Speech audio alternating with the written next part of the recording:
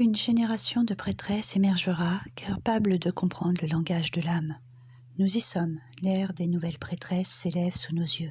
Elles ne portent pas de couronne d'or, ni de robe de lin, elles ne résident pas dans des temples de pierre. Elles sont ici et maintenant, dans le tumulte du monde moderne, dans les ombres des cités, dans la clarté des montagnes, dans l'écho des océans. Elles ne cherchent plus à convaincre, elles savent, elles sentent l'appel vibrer dans leur chair, dans leur souffle, dans chaque battement de leur cœur. Elles ne prêchent pas, elles incarnent, elles guérissent par leur présence, s'éveillent par leur regard, transforment par leur vérité. Les nouvelles prêtresses n'attendent plus l'autorisation d'exister, elles osent, elles prennent la parole, elles marchent avec force, elles redonnent la sagesse ancestrale sa place dans un monde qui l'a trop longtemps exilé.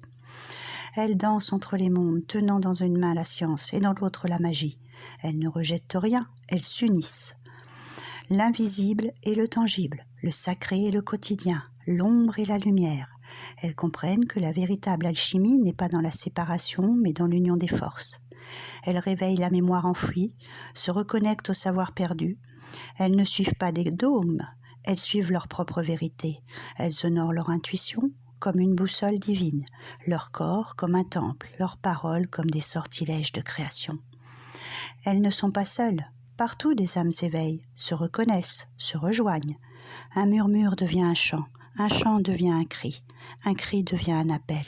Les prêtresses d'aujourd'hui ne demandent pas la permission, elles sont venues rétablir l'équilibre, elles sont celles que nous attendions.